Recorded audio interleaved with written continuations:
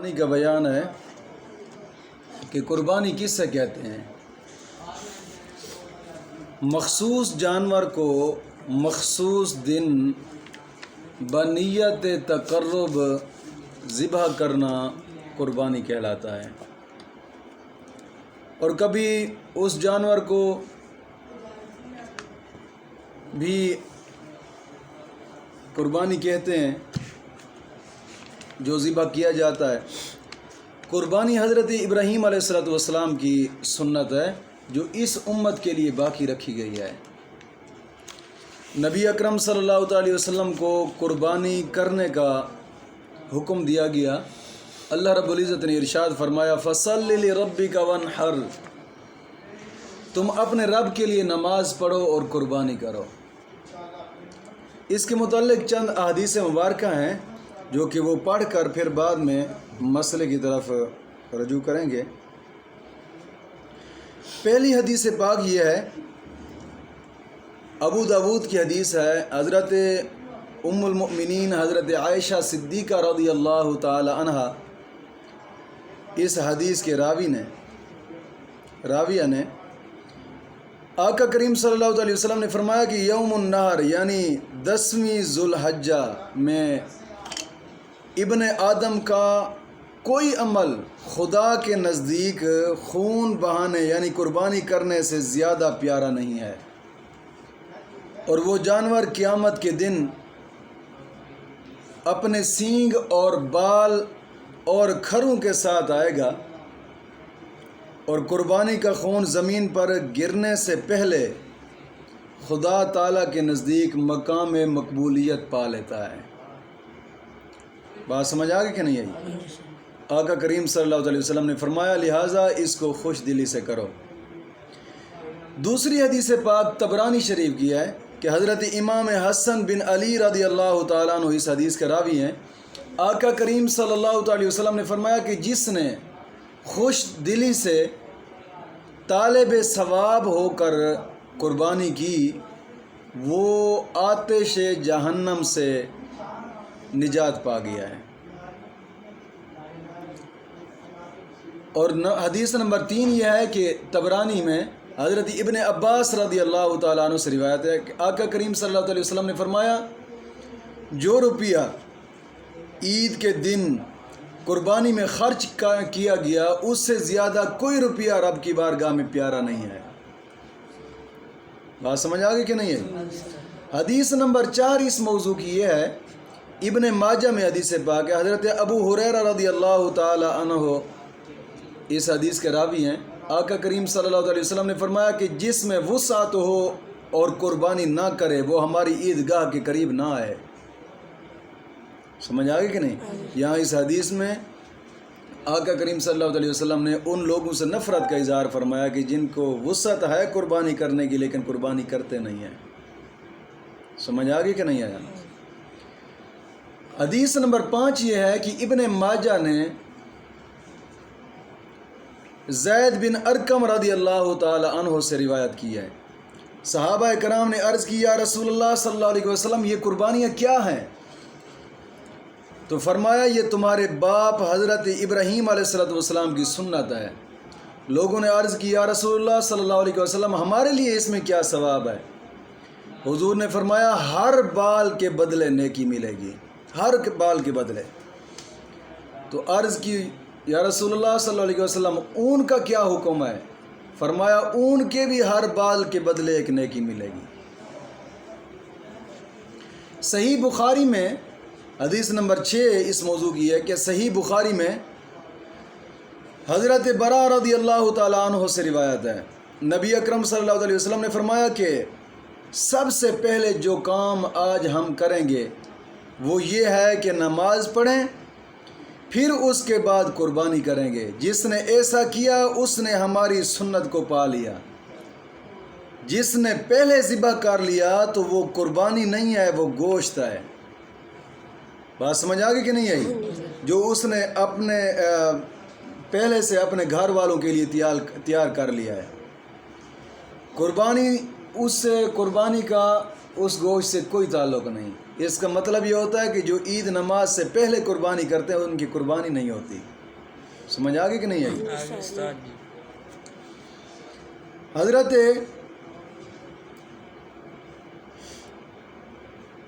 ابو بردہ رضی اللہ تعالیٰ عنہ کھڑے ہوئے اور یہ پہلے ہی ذبح کر چکے تھے، قربانی سے عید نماز سے پہلے ذبح کر چکے تھے. اس خیال سے انہوں نے ذبح کیا تھا کہ پڑوس میں کچھ غریب ہیں تو انہوں نے چاہا کہ ان کو بھی گوشت مل جائے. عرض کی یا رسول اللہ صلی اللہ علیہ وسلم، میرے پاس اب بکری کا 6 ماہ کا ایک بچہ ہے، اب اس کے علاوہ تو کچھ اور نہیں ہے، کیا کروں؟ حضور نے فرمایا تم اس سے ذبح کر لو، تمہارے سوا کسی کے لیے 6 ماہ کا بچہ کفایت نہیں کرے گا. اب یہ فرمان مصطفیٰ صلی اللہ تعالی علیہ وسلم یہ ثابت کر رہا ہے کہ حضور کو اختیار تھا. بات سمجھ آ گئی کہ نہیں آئی؟ جو لوگ یہ عقیدہ رکھتے ہیں نا کہ حضور کو کچھ اختیار نہیں ہے، اب دیکھیے گا کہ قربانی کا حکم رب نے دیا ہے، فَصَلِّ لِرَبِّكَ وَانْحَرْ، رب نے حکم دیا قربانی کا، مگر یہاں آقا کریم صلی اللہ علیہ وسلم فرما رہے ہیں کہ میرے پیارے صحابی تو ایسا کر 6 ماہ کا بچہ تو ذبح کر لے، تیرے سوا اور کسی کی یہ قربانی نہیں ہوگی، یہ صرف تیرے لیے جائز ہے بس. صحابیوں نے بھی اعتراض نہیں کیا کہ یا رسول اللہ صلی اللہ علیہ وسلم شریعت تو رب کی ہے، آپ اس میں کیوں دخل اندازی دے رہے ہیں؟ بات سمجھ آ گئی کہ نہیں؟ معلوم ہوتا ہے سنیوں کا جو یہ عقیدہ ہے نا، صحابہ کا بھی یہی عقیدہ تھا. بات سمجھ آ گئی کہ نہیں آئی؟ صحیح بخاری کی حدیث ہے، جو کہتے ہیں نا ہم بخاری مانتے ہیں، ہم بخاری، یہ بخاری والی حدیث کیوں نہیں مانتے؟ کیا اس حدیث کو پڑھتے وقت بخاری سیاستہ سے باہر نکل جاتی ہے؟ بات نہیں سمجھ آئی؟ اور حدیث نمبر 7 یہ ہے، امام احمد وغیرہ نے اس حدیث کو روایت کیا ہے. آقا کریم صلی اللہ علیہ وسلم نے فرمایا کہ آج کے دن جو کام ہم کو پہلے کرنا ہے وہ نماز ہے. جو ہم کو پہلے کرنا ہے وہ نماز ہے.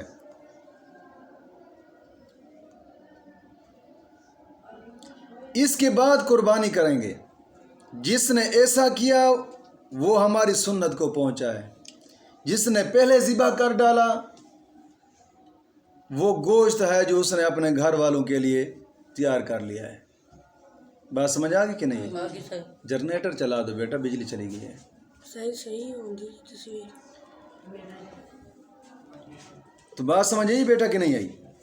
اب حدیث نمبر 8 یہ ہے، حضرت امام مسلم حضرت عائشہ صدیقہ رضی اللہ تعالی عنہ اس حدیث کے راوی ہیں.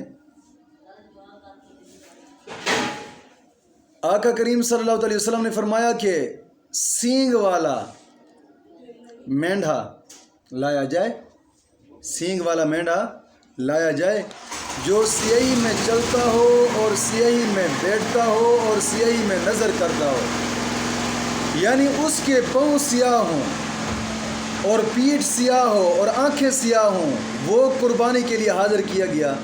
آقا کریم صلی اللہ علیہ وسلم نے فرمایا عائشہ چھری لاؤ، پھر فرمایا اس سے پتھر پر تیز کر لو چھری کو. پھر آقا کریم صلی اللہ علیہ وسلم نے چھری لی اور مینڈھے کو لٹایا اور اسے ذبح کیا.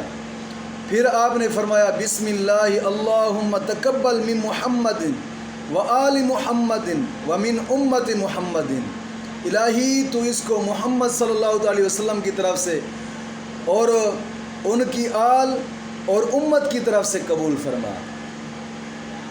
بات سمجھ آ گئی کہ نہیں آئی؟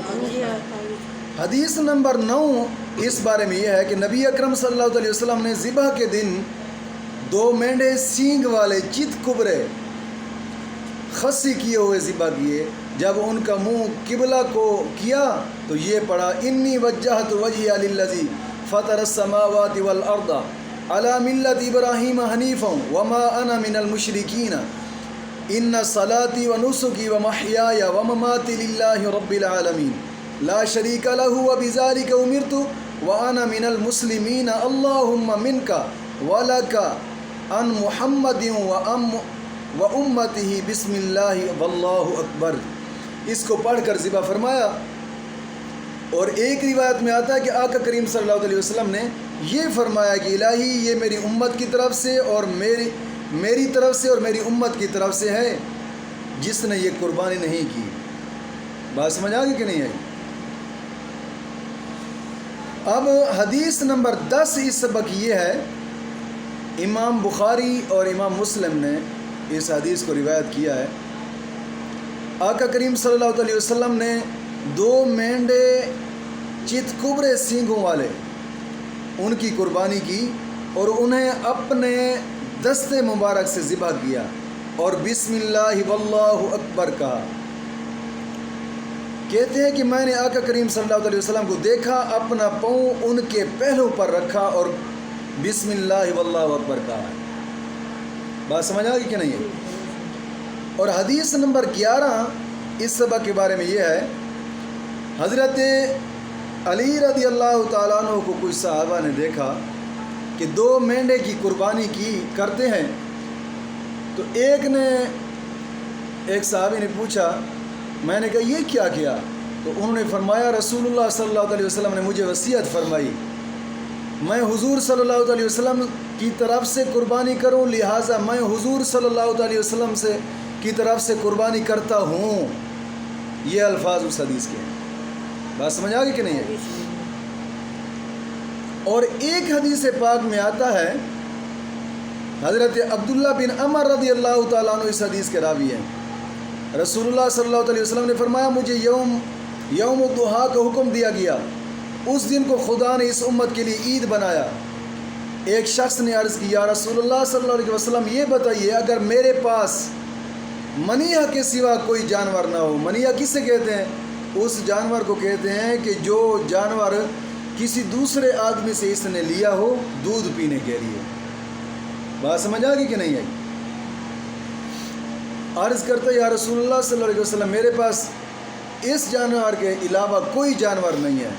تو حضور نے فرمایا تم اپنے بال اور ناخن ترشواؤ اور مونچھیں ترشواؤ اور منہ زیر ناف مونڈو، اس میں ہی تمہاری قربانی خدا کے نزدیک پوری ہو جائے گی. بات سمجھ آ گئی کہ نہیں آئی؟ یعنی جس کو قربانی کی توفیق نہ ہو اسے ان چیزوں کے کرنے سے قربانی کا ثواب مل جاتا ہے. کون کون سی چیزیں؟ اپنے بال اور ناخن ترشوائے، مونچھیں ترشوائے اور زیر ناف ترشوائے. سمجھ آ گئی کہ نہیں ہے؟